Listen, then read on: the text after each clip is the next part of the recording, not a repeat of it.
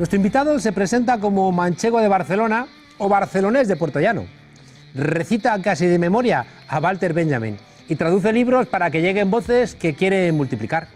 El día que llegó al Congreso para prometer su cargo como diputado, quiso lanzar un mensaje que decía que la gente mande y el gobierno obedezca. Pero el griterío de la jauría que venía de los escaños de la derecha impidió poder escucharle. Él, por lo común, no necesita gritar, porque con su tono pausado y dialogante sabe que es capaz de conquistar y abrir más caminos. Tiene apellido de pueblo que se cuida a sí mismo y odia a los abusicas casi tanto como le emociona la generosidad.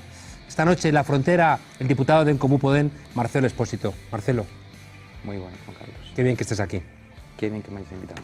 ¿Sirve un pensador tan complejo como Walter Benjamin para la política? La concreta. Hay un Benjamin, como todos los grandes filósofos, que sirve para la política y otra lectura de Benjamin que sirve para obturar la política, como tú bien sabes. Hay un aforismo de Benjamin muy bonito que a mí me gusta mucho, en Gasolinera, en Calle Dirección Única, donde explica que la función del intelectual es, en primer lugar, entender cómo funciona la sociedad, lo explico con mis palabras, como una máquina, como un motor. Pero una vez que lo entiende, él puede hacer dos cosas: o utilizar el lubricante o la gasolina para regar el motor desde fuera, pretendiendo que, pues eso, irrigando la máquina, ahí sí va a funcionar. O puede, sin embargo, entendiendo cómo funciona, ser mucho más humilde y ver cuáles son justamente los puntos, las junturas en las que tiene que dar toques, ir puntuando de una manera muy humilde, muy tranquila, con gestos menores, para saber dónde el motor se tiene que detener, dónde se tiene que acelerar. Y yo creo que hay un Benjamin que nos explica justamente que la función del intelectual es mucho más humilde, es entender cómo funciona la maquinaria y ser casi un humilde cuidador de que esos procesos funcionen correctamente. Aquí entre nosotros se me escapa esa gente que se cree de extrema izquierda y no le entiende nadie lo que dicen. Que no se le entiende nadie y que por ejemplo, también hay una izquierda, como tú sabes, que también resulta cansina históricamente, que es la que se dedica a regañar al pueblo porque no sigue sus directrices. Pues yo creo que nosotros tenemos que partir de esa otra humildad, ¿no? Marcelo, cuando prometiste el cargo como diputado, te comprometiste a trabajar, leo textualmente, por el conocimiento de la diversidad de las soberanías y la reconstrucción entre los pueblos del Estado. ¿Es un propósito alcanzable? Es un propósito imprescindible, porque si no lo alcanzamos vamos mal. Ya estamos viendo cuál es la situación que estamos teniendo ahora, ¿no? Donde justamente la palanca para intentar revertir el proceso de cambio que en los últimos años estamos forzando es justamente una reivindicación de la identidad nacional que es vengativa, ¿no? Que es rencorosa, que es excluyente. Entonces es una cuestión de supervivencia el reconocimiento de la diversidad de soberanías y la convivencia armoniosa entre los pueblos del Estado. Claro. Te he escuchado en un acto de plurinacionalidad que me emocionó. Vamos a escucharlo. A un bloque nosotros le decimos: no queremos la unilateralidad, no queremos mandar a nuestros pueblos hermanos mensajes de menosprecio ni de autosuficiencia. Y al otro bloque le decimos: no queremos una idea revanchista y vengativa de la unidad de España. ¿Cómo es esa plurinacionalidad? Que es un concepto que estamos intentando trasladar, pero no sé si la gente termina de entenderlo. Es un concepto en construcción, porque en realidad de la situación de crisis económica, institucional, de identidad que salimos, evidentemente construir una concepción plurinacional de España tiene que estar enraizada obviamente en elementos históricos, en trayectos históricos, pero también yo creo que es fundamentalmente una construcción. Yo creo que estamos perdiendo mucho tiempo, justamente tiempo precioso en discutir de dónde venimos, qué somos, así como esencia, cuando en realidad lo que tenemos por delante es la construcción de una identidad nacional de un tipo diferente. Nos estamos poniendo muy serios, ¿no? Más, ¿no? Faros de larga distancia y menos retrovisores, como dicen. Faros de larga distancia y menos retrovisores. Qué bueno. Oye, si los diputados, antes de que llegasen nuevas fuerzas al Parlamento, tenían aspecto de rancios, la mesa del Parlamento parece la consolidación institucional de la carcoma. Tú estás en la mesa del Parlamento. Yo estoy en la mesa del Parlamento. Es curioso que una de las primeras cosas que provocamos, como tú sabes, cuando llegamos al Parlamento, fueron las acusaciones de ser indisciplinados, indignos para la solemnidad de la Cámara. Y lo que uno se encuentra cuando llega a esa situación, como tú bien sabes, es que nosotros tenemos que hacer una especie de gesto paradójico, ¿no? Contradictorio. Llegas a instituciones que sabes que es imprescindible cambiar, pero al mismo tiempo tienes que exigir que esas instituciones en un primer momento tengan un buen funcionamiento, porque justamente lo que uno se encuentra es que todos aquellos que te exigen a ti dignidad en las instituciones son aquellos que más indignas las hacen, porque las utilizan para fines partidarios, porque las corrompen justamente por intereses particulares. Es paradójico justamente esto, ¿no? Que los que hemos ido a cambiar las cosas tengamos que exigir justamente que las instituciones se dignifiquen. Pero es curioso que tú, que vienes de una formación política nueva, ¿no?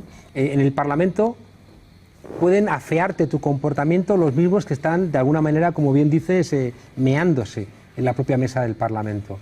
¿Por qué hacen eso? ¿Por qué? ¿Quién les concede, ¿no?, a la derecha esa potestad de ser o sentirse los dueños del Parlamento, de la mesa del Parlamento o de los pasillos del Parlamento? Mira, cuando nosotros entramos en los primeros minutos fueron, aparte de muy emocionantes, fueron muy intimidantes.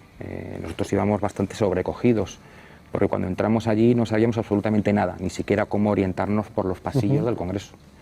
Cuando entramos y fuimos elegidos, Gloria Lizo, la vicepresidenta de Podemos en la mesa, y yo, como miembros de la mesa, se procedió inmediatamente a prometer o jurar los cargos. Por tanto, de todo el área política nuestra, digamos, de lo que luego fue nuestro grupo parlamentario confederal, Gloria y yo fuimos quienes primero prometimos al cargo. Lo que sucedió, que no todo el mundo apreció porque estaban los micrófonos desconectados, es que al prometer nuestro cargo, con esa fórmula por mi parte que tú acabas de mencionar y por parte de Podemos, con una fórmula muy bonita también, nunca más un país sin su gente, etcétera, lo que nosotros recibimos fue una especie de oleada de odio. Gritos, pitidos, patadas en el suelo, golpes en el escaño, insultos, idiotas, payasos, ya estáis otra vez con lo mismo, vete a la playa, que es de los insultos más es bonito. Que es bonita, ¿no? Es bonito. No sé si fue alguno de los nuestros y lo confundí. Y es interesante porque justamente ahí es donde ve que hay la vieja clase política o el viejo estamento político o los partidos del antiguo régimen estaban teniendo una absoluta falta de respeto por lo que nosotros representábamos. Tengo la sensación de que lo consideran suyo y por tanto, como lo consideran suyo, si España deja de servirles, eso no es España. Si el Parlamento no es donde ellos pueden hacer lo que les dé la gana, eso no es el Parlamento bueno. Si la policía no sirve para que se detenga a los que ellos quieren que se detenga, sino que les detienen a ellos, esa policía le pasa algo, ¿no? Eso no solamente es así, sino que las personas, y eso ha sido mucho más amplio con la crisis, ¿no? Las personas que tienen una visión crítica de cómo funcionan las instituciones, incorporamos también la idea de que pertenecen justamente a un estamento, a una casta, pues vamos mal. Es cierto que las instituciones no son neutrales, el Estado no es neutral, los gobiernos no son neutrales, los bancos no son neutrales, pero hay más rastros del conflicto entre lo viejo y lo nuevo, entre la renovación y el conservadurismo en un congreso que en un banco. Mira, te cuento una anécdota. Cuando nosotros estábamos los primeros días en el Parlamento, venían muchos amigos a visitarnos, seguramente pensando que nos iban a echar pronto y era mejor correr a ver a... Voy a visitarle pronto antes de que les echen. Aquello por dentro. Entonces lo que sucedió fue que, estando de visita a los amigos, había, haciendo también una visita con su familia, pues un trabajador del Congreso, me ahorro el nombre. Y yo le pregunté, ¿me puedo sumar a la visita que estáis haciendo con tu familia del pueblo? Porque se conocía obviamente el Congreso mejor que nosotros. Y dando una vuelta por el hemiciclo, el tipo me dice, a ver tú diputado, él habla así. ¿Diputado? A ver tú diputado, ¿qué es eso? Y digo, los Reyes Católicos, los católicos. ¿Cómo ves? Diputado, ¿y eso otro qué es? Le dije, los nombres de los comuneros de Castilla. Y me dijo, a ver si lo entiendes. Aquí están los Reyes Católicos y los comuneros de Castilla. Ahí lo dejo. Saca la lectura. Como si fuera a sacar la lectura. Quiere decirse que lo que la gente que lleva mucho tiempo en la Cámara y tiene incluso como trabajadores una visión compleja de lo que allí sucede, tienen también memoria para transmitirte que tú llegas allí con una posición muy crítica, muy dura justamente, sobre el funcionamiento que las instituciones están teniendo, sobre cómo han sido apropiadas por unas oligarquías, pero tú tienes que también saber leer los signos, los vestigios, también de las luchas, de los conflictos, de los intentos de renovación, los momentos plebeyos que en la Cámara se han dado. Y otro momento que yo siempre contrapongo a este, que para mí fue muy bonito, fue cuando con un visitante destacado que tuve en el Congreso, pedí una visita a los archivos del Congreso, a los sótanos, y los trabajadores de los archiveros, las archiveras, que aparte de que nos enseñaron todo, sabiendo de qué pie cojeábamos, llamaron nuestra atención sobre algunos elementos. Y un elemento de los más bonitos que me enseñaron fue el primer acta de diputado de Pablo Iglesias, fundador del PSOE, primer diputado socialista. Cuando uno ve que los archiveros conservan con ese gusto y te muestran, como entendiendo que tú lo vas a comprender, el primer acta de diputado de Pablo Iglesias, del primer diputado obrero, el primer acta de diputado de Clara Campoamor, quien desencadenó la aprobación del voto femenino, uno entiende efectivamente que en esa institución que ha sido apropiada por una casta tiene que encontrar vestigios y tiene que comunicar que lo que tú allí representas no solamente es una tarea de oposición, sino también conecta justamente por hacer aflorar los momentos que las instituciones y también momentos de democratización. Hay un elemento importante, Marcelo, siempre he de reconocer que me emocionó cuando los zapatistas le ganaron, ¿no?, al gobierno del PRI la batalla, entonces firmaron los acuerdos de San Andrés y ahí ocurrió algo que es complicado y confuso e incluso contradictorio. Los zapatistas dijeron, vamos a firmar los acuerdos de San Andrés no en el Palacio de los Pinos, que es la Moncloa allí, sino vamos a firmarlos en una cancha de básquet sobre sillas de plástico. Hay una parte que creo que es hermosa, ¿no?, porque están diciendo, ahí en la cancha de básquet somos iguales, en el Congreso de los Diputados de México o en el Palacio de Gobierno no somos iguales. Pero por otro lado, lo que tú estás planteando es una reapropiación de algo que está ahí porque es el poder del pueblo. Hace poco tuviste una intervención pidiendo la abolición de los títulos nobiliarios, que es otra de las ideas que nos pueden enseñar cómo, sin darnos cuenta, se va construyendo, ¿no?, todo un entramado, un vestido, un maquillaje que parece que el Estado les pertenece. Vamos a escuchar tu intervención. Consideramos que no tenemos por qué mantener este residuo medievalista en el seno de un Estado democrático avanzado. Durante su mandato, el rey Juan Carlos I concedió más de medio centenar de nuevos títulos, siendo los primeros el señorío de Meirás y el ducado de Franco con grandeza de España, títulos que detentaron como primeros titulares respectivamente la viuda y la hija del dictador. ¿Por qué fracasó esta propuesta? Fue una proposición no de ley de Esquerra Republicana que instaba al gobierno justamente a que dejara de reconocer los títulos nobiliarios.